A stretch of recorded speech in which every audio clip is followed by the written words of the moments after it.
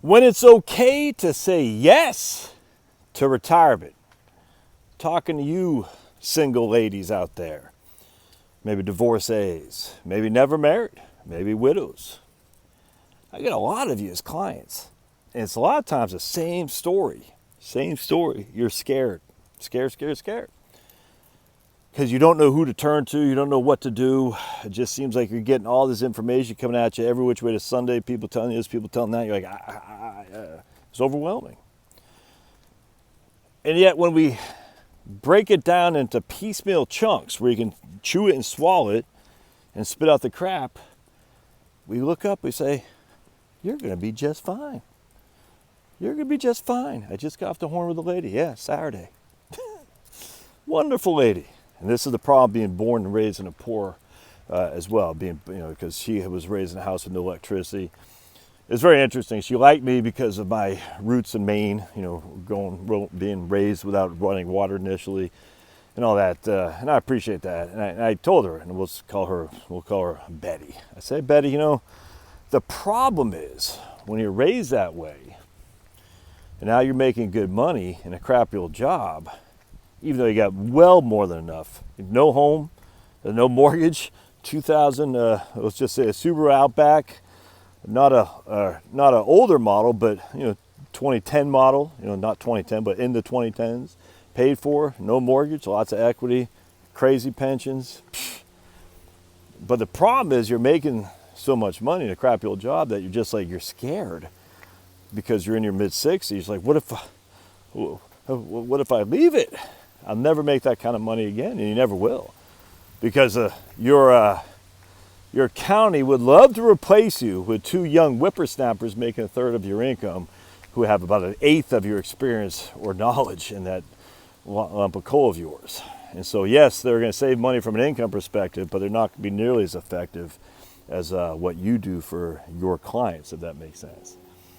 But from the county's perspective, they're like, yeah, hey, it's great, we get to save money, not recognizing that they're actually hurting their clients. But anyway, all right, be as it may, but this lady, Betty, we call her Betty, raised poor, finally making some money, doesn't have a huge nest egg if you just look at financial assets.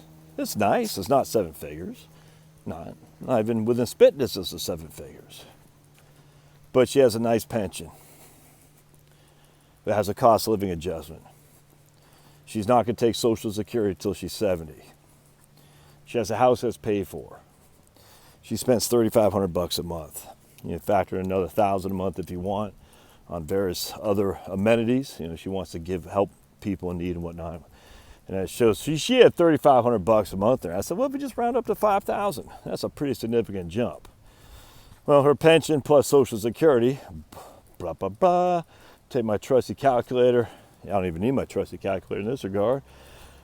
Pensions, we'll just say $2,000 a month. Social Security at 70 is $3,000 a month. She's 65 right now. Doesn't take her a rocket science to put these two things together. She ain't running out of money. She ain't running out of money.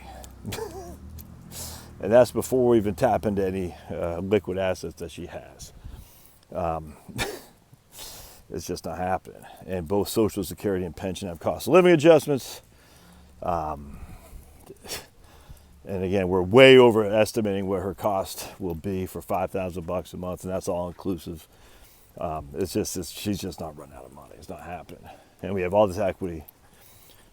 We also know that most likely she has some siblings who both told her, as you age, you spend less, as we've talked about a million times a Sunday on this channel. And look, at some point, the anecdotes that I hear on this become empirical, which is exactly what I told her. Anecdotal is I know somebody. Well, if you hear this, I know somebody over and over and over again, it at some point becomes observable, which is empirical evidence. You can observe it, and you say, this evidence says most people as they age spend less. Their spending goes down. And then we back that with actual studies from BLS, University of Michigan, whatnot. It's hard to argue against this. So here we are with Betty. I said, you have FU money.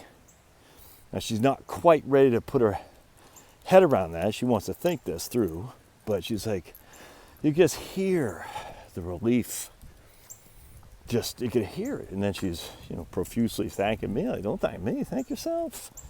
You did it. You put yourself there. I didn't. I'm just confirming it for you. What a satisfactory job I have. I said, instead of saying yes to the dress, say yes to retirement. She can do it. She's not going to do it today. Not going to do it tomorrow. Hopefully she does it next year. And she can go and live the life she deserved. And she'll never go back to living in a home without electricity. That's just a fact. Bye. We'll see you.